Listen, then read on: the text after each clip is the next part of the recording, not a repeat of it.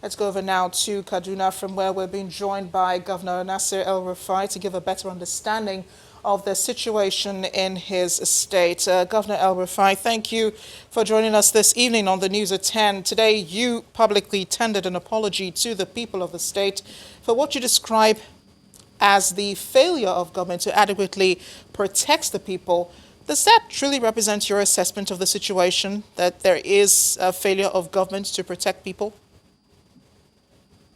Well, the most important responsibility of any government is to protect lives and property of citizens. And any person that is attacked or killed, or any person that loses property, constitutes a failure on our own part to fully protect everyone. And this is why I felt that we needed to apologize to the people. It is our duty to ensure their full protection. Of course, no government can perfectly protect anyone. But anytime people are attacked in this manner, it is calls for explanation, sympathy, and apology, and that's what we did. Yeah, indeed. And people, your state has been relatively peaceful for a while, but now the surge in violence in Kaduna State is worrisome to everyone. Why do you think this is, and why it's happening on such a large scale? Um, well, these security challenges evolve. When we came into office, the areas of insecurity were in southern Kaduna, parts of central Kaduna, and Birnungwari. But now this insecurity has moved up to the northern parts of the state. And our sense is that the military operations going on in Zamfara and Niger states, the Air Force has been attacking bandits in the forests. Ground troops consisting of the Nigerian army and the police and other security agencies have been constituted as a blocking force on the ground, and they are wiping out the bandits. So now the bandits are selecting isolated and vulnerable communities and attacking them because they can no longer operate on the highways. They can no longer operate in the urban areas where security footprint is larger. These isolated communities continue to constitute soft targets, and the reaction of the bandits to the air operation as well as attacks on the ground, is to just attack vulnerable communities. There is no basis, no reason at all for attacking some of these isolated communities, but that's what they are doing. But it is a sign of desperation that they are being defeated. We are confident that so long as these combined operations from the air on the ground continue, we will see the end of the last bandit in no time by the grace of God. You're right when you say it's those isolated communities that these bandits are attacking.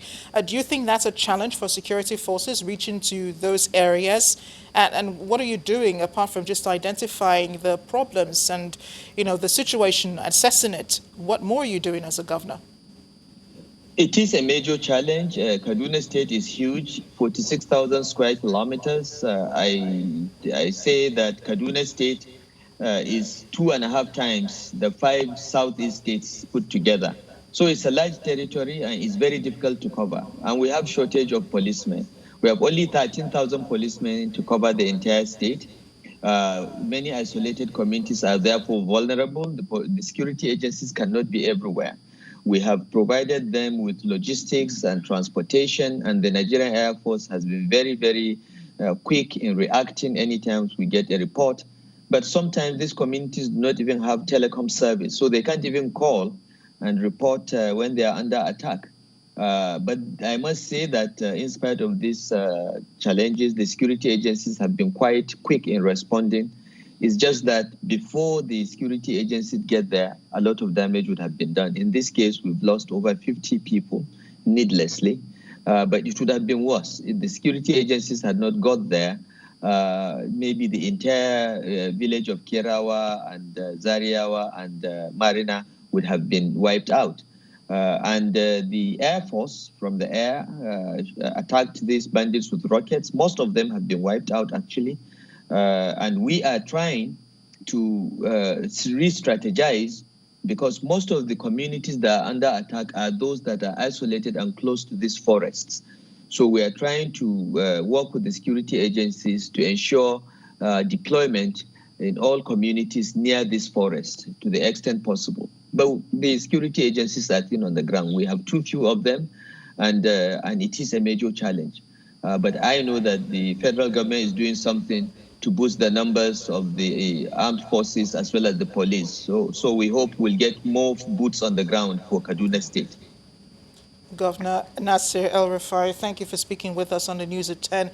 We do hope you do find a solution to all of this. All the best with trying to find, a solution to the armed banditry in Kaduna State. Thank you. Thank you. We'll continue to work on it. Thank you for having me.